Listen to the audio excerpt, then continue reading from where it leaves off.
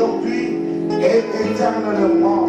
Agis puissamment à travers cette parole. Au nom puissant, glorieux de Jésus, en son vie, parle-moi, Seigneur Jésus-Christ. Acclamons pour le roi de rois.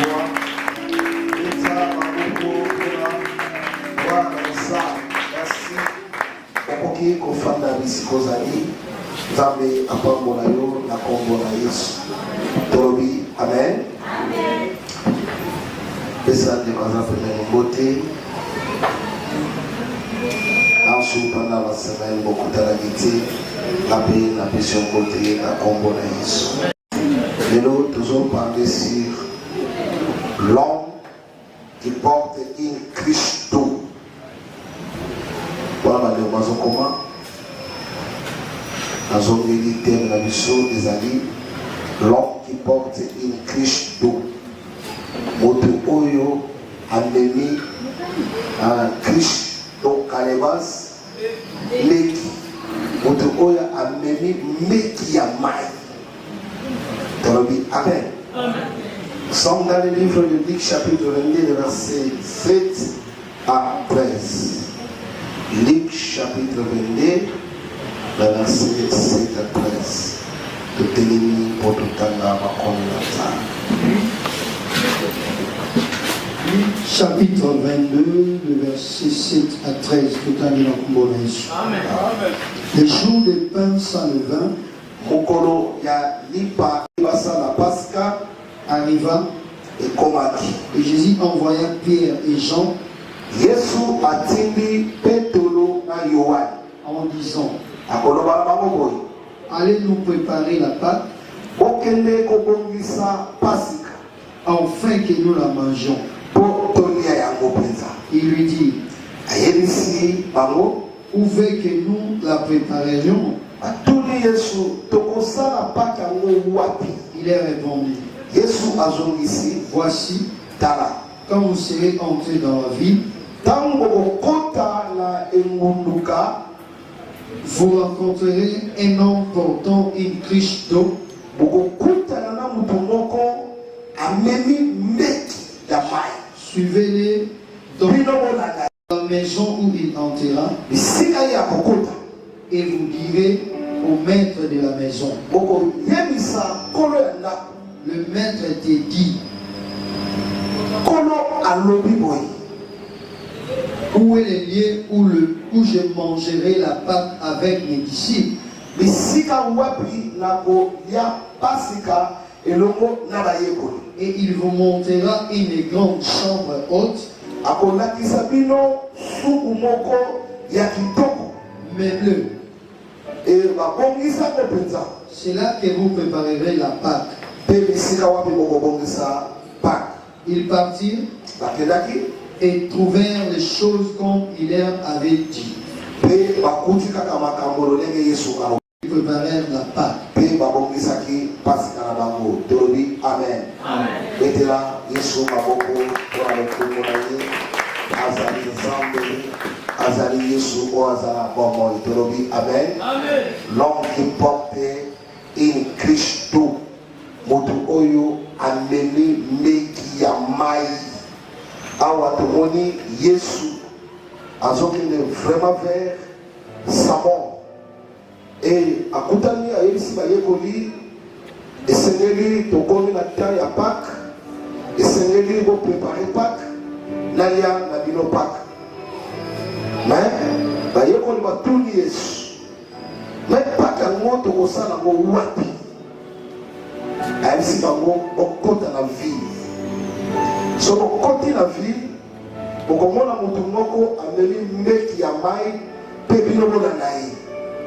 Et tant que okota tina ndako bisika ye azali et yebisa ye nkolo azala besoin asala Pâque. Bongo lakisa biso bisika wapi ye akolia Pâque na bayekoli na ye. Et bayekoli bakendaki bamoni mutu oyo amemaki mbeki babandi kolanda ye balali ye tina ndako place akotaki bango mpe bakoti mpe batuni ye babi bakuti kaka makambo lolenge Yesu alobaki. Tolobi, Amen. Alléluia. Lélo, on a parlé aussi pacté. On a parlé aussi la mort, la résurrection de Jésus. On a parlé, bien aimé, l'homme qui porte une Christ. Mutu oyo ameni meki ya mai. Et cet homme, c'est le type du Saint-Esprit. Donc je vais te parler ce matin sur le Saint-Esprit. Mutu oyo ameni meki ya mai, azali type ya molimo mosanto. Alléluia. Bien-aimé, nini nanaloba. L'église doit toujours chercher le Saint-Esprit sans relâche. Église, et Seigneur, tout le monde mon santo et nyoso totikate. Parce que Moutou Oyo a mené mec qui a mal dans le but, azali type il y a Saint-Esprit. Mai eza symbole ya molimo mon santo. Tout le monde amen. Alléluia. Et puis en tant qu'église, et Seigneur, tout l'ana. Tous les matés, tous ces relâchetés, tout le comme livre, mon santo, la carte de ma vie, la carte de l'église, l'ensemble, l'animal dans ma domaine, tu as besoin de chercher le Saint-Esprit sans relâche. Alléluia. Bien aimé, ton coquille qu'on bâtit église à mon aile, ton coquille qu'on embellit et sika haut. Mais elles ont bâti. Donc, quand on va servir, parce que tout le monde bien aimé, très intelligent, excellent à la connaissance de la parole de Dieu, beaucoup de théologiens, comme moi-même je le suis. Mais ce n'est pas ça. Nous allons amen. Mais notre problème, c'est le Saint-Esprit. Alléluia. Problème là, problème là, problème église, nous avons besoin du Saint-Esprit. Parce que dans le moment où on est dans le bas, nous devons régner. Dans un règne, il y a Saint-Esprit. Dans le règne, il y a Saint-Esprit. Même dans l'exercice, il y a enlèvement. Ce qui nous donne dans mon livre, mon sainteté, au commandanté. Alléluia. Au commandanté. Voilà la raison pour laquelle l'église doit toujours chercher le Saint-Esprit. Quand on parle de l'église, eza yo, eza lenga. Yo nangai, il faut que nous libre mon sang pour nyonso, ton lembate, ton lukaye, aya na ba vie na biso. Jésus a le Bible. Jean chapitre 16, le verset 7 à 15. Jean chapitre 16, le verset 7 à 15. Cependant, je vous dis la vérité. Il vous est avantagé que je m'en aille. Nasoye bisabino au solo. Avantage ezana mon abino, ngai Yesu nakende. Car si je ne m'en vais pas, le consolateur ne viendra pas.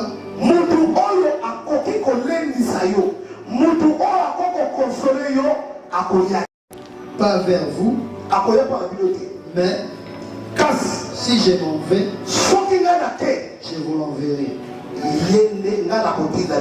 Et quand il sera venu, il convaincra le monde en ce qui concerne le péché, convaincre le monde concernant les péchés. la justice et le jugement. En ce qui concerne le péché, parce qu'il ne croit pas en moi, la justice, parce que je vais au Père et que vous ne me verrez plus, les jugements, parce que le prince de ce monde est jugé. Amen.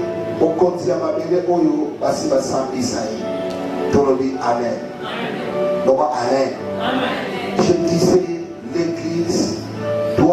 chercher continuellement le Saint-Esprit. L'Église doit demander le Saint-Esprit. Zambe a accordé le Saint-Esprit. Saint-Esprit a agir dans la vie de la biso. Église donne le camoli dans ça. Église donne que la volume dans ça, mais a sala dans la vie de la biso. Fois ma camoli biso et ça on là pourquoi? Parce que na mutoti keni molimo mo santo te ezika yende asala kati na biso. Yesu azoye sabaye koli. Il vous est avantagé que je m'en aille. Avantage c'est par la bino. Pour gagner la kende. Pour ceux qui la kende, mosuki le consolateur. Mon papa pour consoler yo. Neye akoya. Mais ceux qui la kende akoya te, il faut la kende boya ya. Donc on va parler. Jésus appelle le Saint-Esprit, il est le consolateur. Bien-aimé, ceux qui vont lire dans ça, quel que soit ton problème, quelle que soit votre situation, il sera consolé.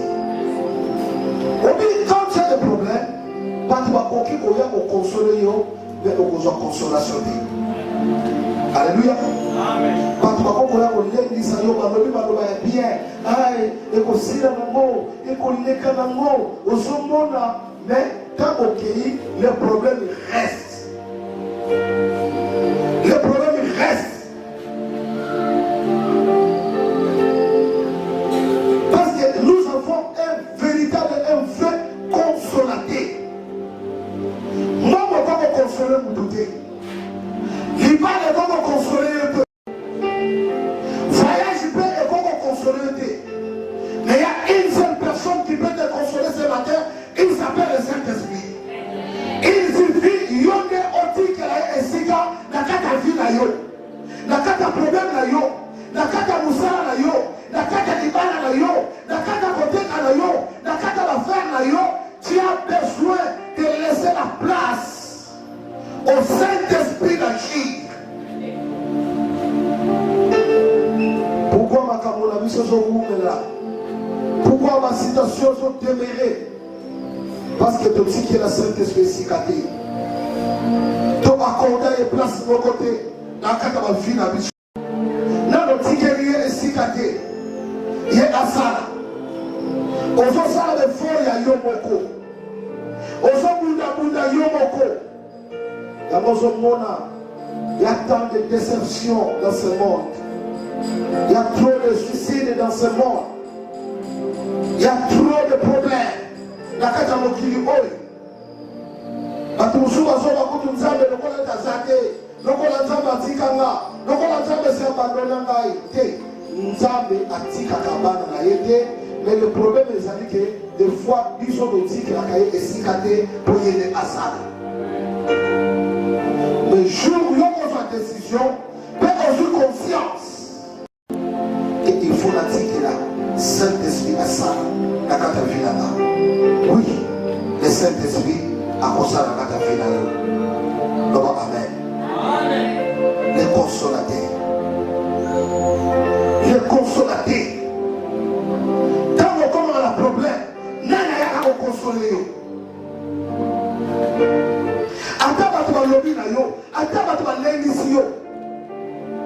On s'en fait consolation. Un jour, Anna Azaka consolé et pas mon mal naïf. Pénina. Pardon, Elkan. Pénina. A son tout cas Anna. A son choix Anna. Sur la tina, moi la Pénina. Pénina, elle joue sa Anna. Pour taper à Yoko Salani. Au Tinda. Mais ceux qui va y aller dans l'église, on va dire le silo. Mon père il a y à son ça double et enfant. Enfant à son père sa pénina et pas à son père sa mort fouetté. Nous sommes dans son sala pour être Anna Azala consolé, mais Anna Zaki consolé.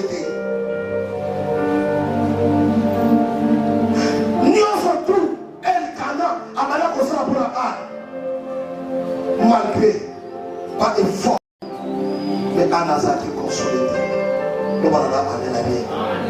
Le bas amène à bien. Oui, peut-être dans le film, on ne peut pas soutenir. Peut-être dans le film, on ne peut pas consoler. Peut-être dans le film, on ne peut pas aider. Mais malgré elle, rien n'a changé. Les situations demeurent toujours.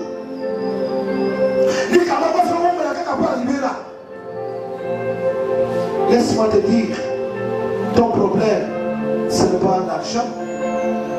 Le problème est les amours. Le problème est les animaux. Le problème est les voyages. Le problème est les amours saladés.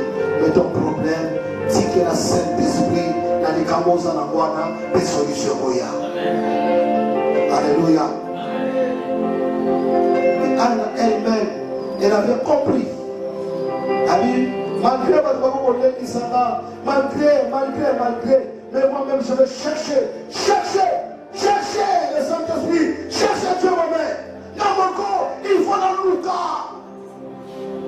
Aïe la temple, elle commençait à prier. Elle commençait à chercher Dieu. Parce que le Saint-Esprit, il est aussi Dieu. Il est la troisième personnalité, la Kakabonzamé. Abani Kolukanta. En sorte que mes voix naïe et kaouki. Alléluia. Alléluia. Voix et kaouki. Ça l'entend ma termine la poteau à son cas. Amoni ana como betaka munoko.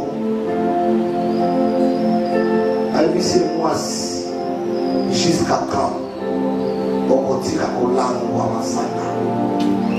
Soke zakio. Okoki l'église. Pasteur si amolenga na lango masana. Langage mabe. Ana lobité. Sana nzambe na beli masana ti. Passe. Oezala kata motema.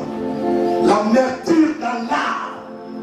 L'amertume passe. Oezali na kata motema. Na leli. Na sambeli. Malobesi ngai. Sana nzamba tali. Esa ni maneno kaloneni osambeli. Obanga amen. Oba amen à bien. Et notre Dieu est venu la consoler. Ça va être consolé. Dans la consolation bien-aimée, il y a battu. Et si la consolation il y a battu, et ça a limité.